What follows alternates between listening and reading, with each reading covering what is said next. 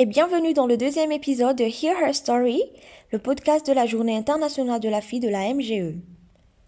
Nous sommes Barbara et Mercedes. Ce podcast a été initialement enregistré en espagnol avec notre invité, puis traduit en anglais, arabe et français par nos équipes de traduction. Ce podcast a été développé pour compléter Rate Her Story, le pack d'activités de la MGE pour la Journée internationale de la fille 2021. Le pack d'activités vous emmène à la recherche de la cause qui vous tient à cœur, à la planification d'un projet de plaidoyer et à sa réalisation. N'oubliez pas de continuer à écouter la fin du podcast où nous vous proposerons un défi sur les réseaux sociaux relatif à la deuxième section du pack d'activités. Nous avons vraiment hâte de voir vos idées. La dernière fois, nous avons parlé de ce que signifie le plaidoyer dans le guidisme et scoutisme féminin et comment le plaidoyer peut être mené par les filles. Il s'agit de donner aux filles les moyens de choisir les problèmes sur lesquels elles souhaitent plaider, de définir le changement qu'elles souhaitent voir et d'influencer les décideurs qu'elles ont identifiés pour améliorer leur vie et celle des autres. Nous pensons que chaque fille peut faire du plaidoyer dès son plus jeune âge, mais les chemins vers le plaidoyer peuvent varier considérablement d'une personne à l'autre. Certaines personnes commencent en tant que jeunes membres, d'autres pas avant d'avoir avancé dans leur expérience de guide ou même plus tard dans la vie. Vous saurez dès le premier épisode que nous pouvons nous inspirer d'autres membres du mouvement en écoutant leur histoire de plaidoyer, mais savez-vous que nous pouvons également nous tourner vers des organisations externes pour nous inspirer? Nous allons commencer à explorer cela avec notre invité.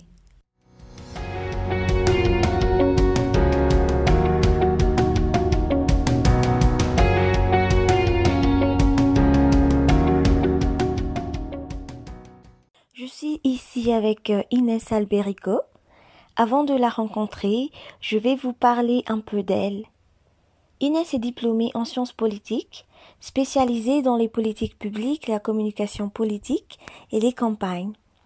Elle a travaillé comme coordinatrice de campagne pour Change.org en Argentine et elle est actuellement en Allemagne en tant que membre du programme Helmut Schmidt en politique publique et bonne gouvernance. Bonjour Inès. Merci de vous joindre à nous aujourd'hui. Et comment ça va? Bonjour Mercedes, je vais très bien et merci de me recevoir. Nous vous avons formellement présenté, mais maintenant j'aimerais que vous vous présentiez par vos propres mots. Qui êtes-vous? Que voudriez-vous que nous sachions sur vous? Eh bien, tout d'abord, je tiens à vous remercier pour l'invitation. Cela me semble une très bonne idée de pouvoir être ici pour discuter avec des filles qui s'intéressent au plaidoyer et veulent créer un changement. J'aimerais vous parler de ce qui me passionne, de ce qui me motive, et c'est le plaidoyer. J'ai vraiment l'impression d'être une personne qui ne garde pas le silence sur l'injustice, dans les petites choses comme tout acte d'abus ou de discrimination lorsque nous marchons dans la rue, ou quelque chose de plus grand qui inspire à créer une campagne nationale pour faire de mon pays un endroit plus juste. Et je pense que c'est un peu ce qui me guide dans mon quotidien. L'une des choses qui m'inquiète également en tant que jeune femme intéressée par la politique, c'est l'apathie. Quelque chose qui m'inquiète beaucoup, c'est de voir des gens qui ont l'impression d'être impliqués dans la politique ou d'y participer, mais qui sont inutiles et que rien ne peut être changé. Je crois vraiment que le plaidoyer est un outil de transformation et c'est ce que j'aime présenter sur moi-même. J'aimerais travailler pour que de plus en plus de personnes puissent participer à la politique et unir leurs voix pour un changement positif. Oui, vraiment. Nous voulons également savoir ce que le plaidoyer signifie pour vous et quelles ont été vos premières expériences de plaidoyer. Comment avez-vous commencé sur ce chemin? Il s'agit essentiellement d'être capable de faire entendre sa voix, de ne pas le faire seul, mais avec d'autres personnes, de rassembler les gens pour changer un problème ou sensibiliser d'autres personnes. Et cela peut se faire à plusieurs niveaux. Des fois, nous pensons que le plaidoyer doit nécessairement signifier travailler sur une très grande campagne, par exemple pour un changement au niveau national. Mais la réalité est que l'on plaide également lorsque, par exemple, un ami parle à un ami et lui parle d'un problème afin que vous puissiez générer de l'empathie et travailler ensemble sur des solutions. Je pense qu'il y a différents niveaux et je crois que c'est un outil très important que j'ai dans ma vie de tous les jours. Eh bien, l'une de mes premières expériences a été lorsque j'étais à l'école primaire et que j'avais 10 ou 11 ans. Je viens de la ville de Buenos Aires, en Argentine, qui est une très grande ville. Et quand je marchais dans la rue, j'ai vu que beaucoup d'eau était utilisée pour nettoyer le trottoir. Et je me souviens que j'avais peur qu'autant d'eau soit gaspillée. Alors j'ai décidé de créer une page sur Facebook et un groupe appelé « Arrêtons de gaspiller de l'eau à laver les trottoirs ». Et à ce moment-là, je ne connaissais rien aux campagnes ou aux plaidoyers. Mais je pense que c'était la première fois que je menais une sorte de campagne de sensibilisation en invitant mes amis par voie numérique. C'est le premier cas dont je me souviens. Mes parents me disent que depuis l'enfance, quand je vois une situation, je le remets en question et j'y réfléchis. Je pense qu'il est important de ne pas supposer que les choses doivent être comme elles sont, mais de décider que nous pouvons peut-être changer certaines des choses négatives que nous voyons.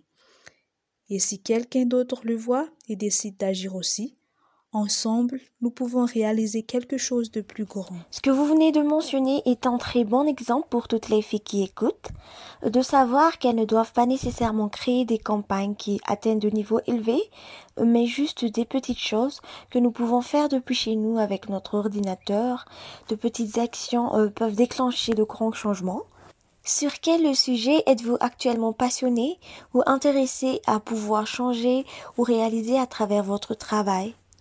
Eh bien, depuis que je suis enfant, les sujets qui m'intéressent le plus liés au plaidoyer et à la sensibilisation sont au nombre de 2. D'un côté, la question de l'environnementalisme, cette question de gaspillage des ressources comme l'eau, ou les politiques publiques que le gouvernement peut générer pour protéger l'environnement. Et d'un autre côté, les droits des femmes et des filles sont quelque chose pour lequel, en tant que jeune femme, je ressens une très grande empathie et je souhaiterais travailler sur ça. Et dans mon travail à change.org, j'ai travaillé sur de nombreuses questions liées à la santé, aux droits des animaux et à l'éducation. Mais la réalité est que ces 2 problèmes sont ceux qui me touchent le plus profondément. Maintenant, je suis impliquée dans une instance académique en étudiant un diplôme de 3e cycle. Puis, je veux travailler à l'élaboration de politiques publiques pour le gouvernement en Argentine et peut-être aussi au niveau régional. Offrir également plus d'opportunités aux filles et augmenter leur opportunité d'étudier, de se développer et de vivre dans un monde sans violence. Et la protection de l'environnement en créant des politiques publiques pour le protéger et lutter contre le changement climatique. Oui, justement, je pense que ces 2 questions sont centrales et pertinentes à tous les niveaux. Et il est très important d'ajouter des voix et de savoir que chaque petite action peut apporter beaucoup. Chacune à sa place a la possibilité de contribuer à un monde plus égalitaire pour les filles. Et pensez que lorsque nous étions enfants, la réalité était différente et qu'aujourd'hui, les choses pour les filles sont légèrement plus simples et quand elles grandiront, en défendant leurs droits, elles le rendront beaucoup plus simple pour les générations futures. Je suis tout à fait d'accord avec ça et j'espère que tout va continuer à changer pour le mieux. Comme nous l'avons mentionné précédemment, vous étiez coordinateur du campagne pour Change.org Argentine. Change.org, pour ceux qui ne le savent pas, est le plateforme où près de 200 millions de personnes dans 196 pays participent pour générer le changement au niveau local, national et mondial. Sur quel type de campagne avez-vous travaillé et comment s'est passé le processus d'implication des gens pour atteindre les objectifs des campagnes? Comme vous l'avez déjà dit, il existe de nombreuses initiatives sur change.org. Le plus important est de prendre en compte chaque demande en tenant compte de l'histoire derrière eux. Et je pense que c'est le point essentiel lorsqu'on démarre un projet de plaidoyer. Le type de campagne dans lesquelles j'ai travaillé est par exemple dans lesquelles un garçon ou une fille avait besoin des médicaments pour pouvoir vivre. Ce qui est une campagne qui semble petite, mais qui change la vie d'une famille et crée également un précédent. Il y a eu un cas de manque d'accès à un médicament très cher appelé Spinraza, et une famille a lancé une campagne pour qu'un enfant obtienne le médicament pour une maladie de l'amyotrophie spinale qui affecte le développement du corps, ce qui a ensuite abouti à ce que tous les enfants qui avaient besoin de ce médicament aient le droit de le recevoir.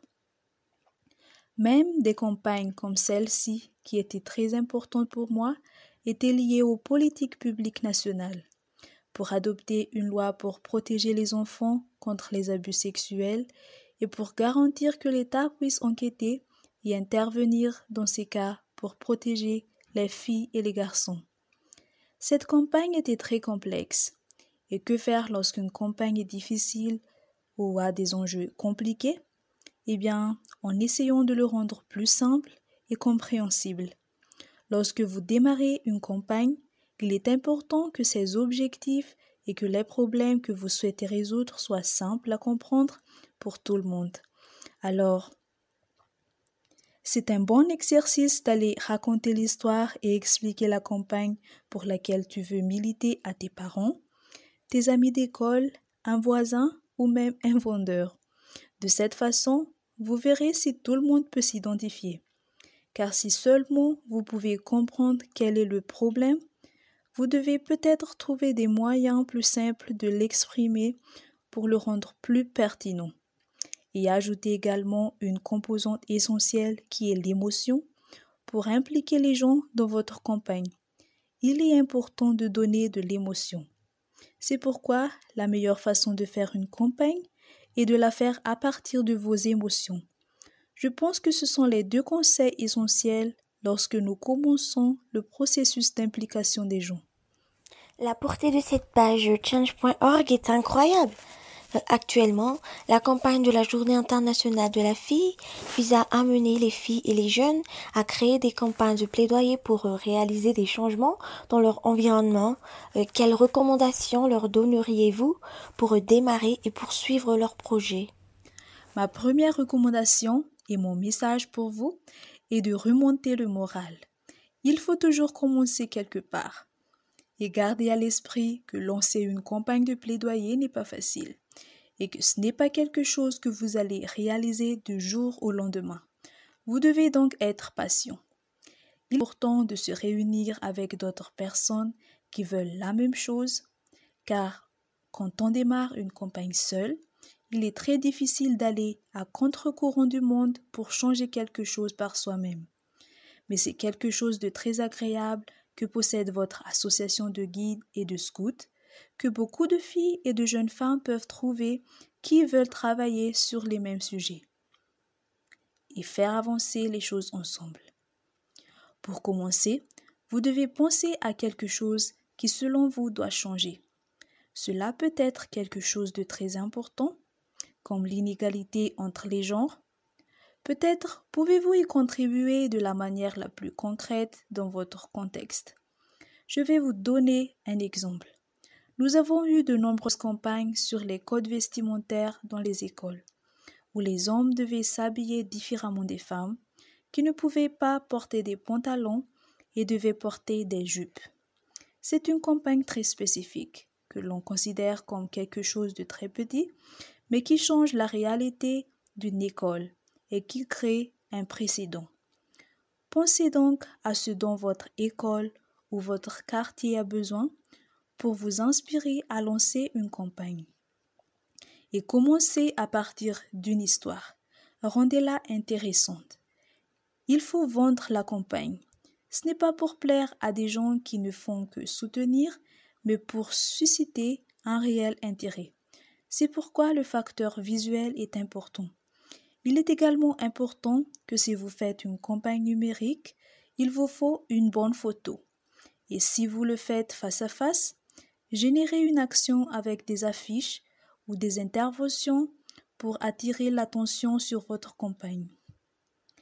Et un autre conseil est de commencer par une petite campagne facile à gagner, bien que cela semble être une chose qui n'est pas si importante, car une première campagne gagnée vous donne l'impulsion et la motivation pour en démarrer une plus grande.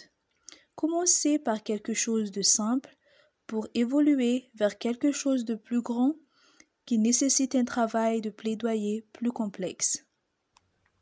Merci pour tous ces conseils. Nous prenons note.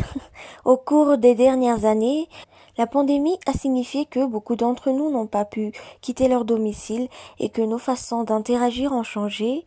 Nous avons donc également dû modifier la façon dont nous planifions nos campagnes de plaidoyer. Qu'est-ce qu'on doit tenir compte lors de la création de campagnes de plaidoyer numériques?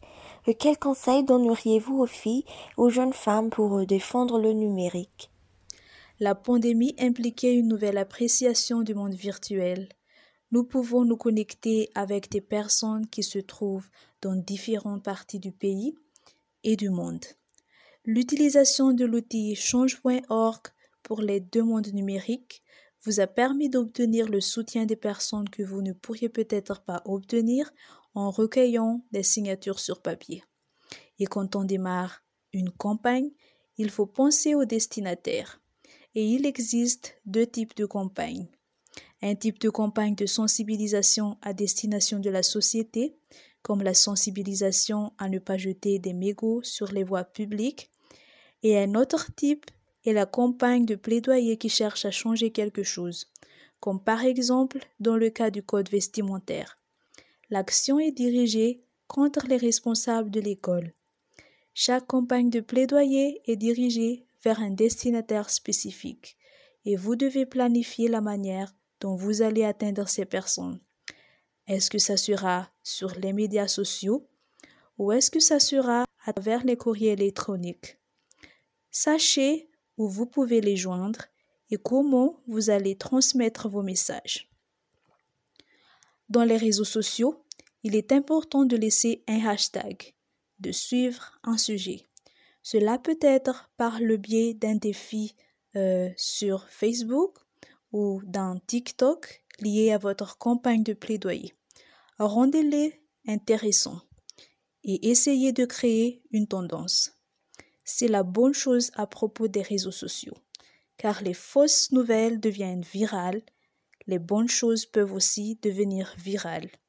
Vous pouvez utiliser les réseaux sociaux pour rendre virales vos propositions. Comment est affichée visuellement votre campagne? C'est vraiment essentiel. Et restez court et intéressant, comme un TikTok ou un post Instagram. Ces 15 secondes sont celles dont vous disposez pour capter l'attention de quelqu'un, pour l'intéresser au but de la campagne. Allez à l'essentiel et trouvez un slogan intéressant. Vous pouvez également vous organiser en groupe pour donner une tendance à quelque chose en commentant en même temps ou en tapant sur les réseaux sociaux comme Twitter ou aussi en utilisant le hashtag de votre campagne. C'est pourquoi l'organisation et la planification sont importantes. Il est préférable de prendre un peu plus de temps pour avoir une campagne bien planifiée et qui va vraiment créer un impact et à être disruptive. Et je pense qu'avec le nombre de filles de la MGE, les campagnes que vous allez lancer auront beaucoup de succès et peuvent vraiment avoir un impact. Je vous encourage donc à profiter des réseaux sociaux. Ils sont un outil très important pour le plaidoyer parce que les gens y consacrent. Totalement, tant qu'on sait s'en servir. C'est un formidable outil qu'on a à portée de main. Notre campagne pour la Journée internationale de la fille comprend un pack d'activités appelé Rate Her Story ou Écrit son histoire, dans lequel nous demandons aux membres de notre mouvement de créer et de partager des titres d'actualité sur les filles qu'ils aimeraient voir à l'avenir, puis de travailler pour essayer d'y parvenir. Quel titre aimeriez-vous voir à l'avenir dans l'actualité concernant les filles et les jeunes femmes? J'adorerais lire beaucoup plus d'informations comme cette année, 1 million de filles supplémentaires terminent leurs études secondaires et commencent à étudier à l'université, ou un changement de publicité qui met aujourd'hui en valeur l'image corporelle des filles et des femmes au lieu de leur intelligence et de leur force. J'aimerais aussi en savoir plus sur plus de femmes occupant des postes de direction et j'imagine qu'en 2030, il y aura autant de femmes que d'hommes à des postes de direction dans les entreprises et au gouvernement, ou avoir le même nombre de femmes et d'hommes en tant que chefs de gouvernement. Eh bien, pour y arriver, nous devons surmonter des obstacles tels que l'accès à l'éducation pour les femmes, les difficultés que rencontrent les femmes lorsqu'elles veulent s'impliquer en politique, et c'est pourquoi il est important d'atteindre les filles et les jeunes femmes qui veulent s'impliquer. Et j'aimerais vraiment voir ça dans le futur. Donc je suis tout à fait d'accord pour dire que ce sont les gros titres. J'espère que cela arrivera bientôt et que nous n'aurons pas à attendre si longtemps pour le voir. Et enfin, notre association compte environ 10 millions de membres dans 153 pays. Voudriez-vous poser une question aux jeunes guides et éclaireuses qui écoutent ce podcast afin qu'elles puissent vous répondre via les réseaux sociaux en utilisant le hashtag HearHerStory? Oui, alors je souhaiterais savoir quel sujet vous dérange et que vous pensez que ça doit être différent. Qu'est-ce que vous changerez au niveau mondial en pensant de manière utopique? Et aussi, comment est-ce que vous croyez pouvoir contribuer à ce changement localement dans votre environnement immédiat, par exemple école, quartier et autres? Comment est-ce que vous allez contribuer localement à un changement global? J'aimerais vraiment le savoir et pouvoir interagir avec vous et que vous sachiez qu'il y aura toujours quelqu'un d'autre qui aura sûrement le même intérêt et qui pourra rejoindre votre campagne. Eh bien, pour ceux qui ont entendu la question d'Inès, ils peuvent désormais aller sur les réseaux sociaux et lui répondre avec le hashtag HearHerStory.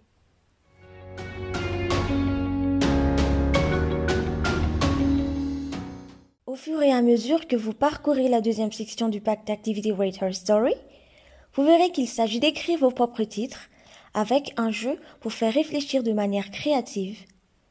Nous voulons vraiment que vous réfléchissiez à ce que vous voulez que l'avenir des filles et des jeunes femmes ressemble. Voulez-vous voir plus de femmes dans les carrières des sciences, de la technologie, de l'ingénierie et des mathématiques? Mettre fin à la violence sexiste ou rêver d'une grande égalité dans tous les domaines? Faites donc quelque chose qui vous tient vraiment à cœur et vous serez vraiment inspiré et motivé pour faire la différence, quels que soient les obstacles auxquels vous faites face. Maintenant, sur les défis de cet épisode, quel est le titre de vos rêves sur les filles et les femmes dans le monde? Écrivez-le uniquement en utilisant des emojis. Publiez votre titre emoji dans les commentaires des publications de la MGE sur les réseaux sociaux concernant le podcast et essayez de deviner quels sont les titres des autres. Dans notre prochain épisode, nous entendrons parler de notre organisation externe. Voici un petit spoiler. Et on voit les effets des changements climatiques à ce jour, là, avec toutes les canicules, les feux de forêt en Australie, plein de trucs, des inondations. Et donc, je trouve que c'est important justement de faire de l'éducation, de la sensibilisation par rapport à qu'est-ce que nous, on peut faire en tant qu'individu pour réduire notre empreinte écologique et qu'est-ce qu'on peut faire pour mettre de la pression sur le gouvernement pour qu'il adopte des politiques plus environmentally friendly, donc plus pour que l'environnement prenne plus d'importance. Enfin, nous aimerons également prendre une minute pour remercier l'incroyable équipe derrière ce podcast, y compris notre équipe de bénévoles de Camilla, Mariam, Min, Feizour, Anzali et Canis, l'équipe du personnel de la MGE, en particulier Elsa et Maria, et la musique de bensound.com.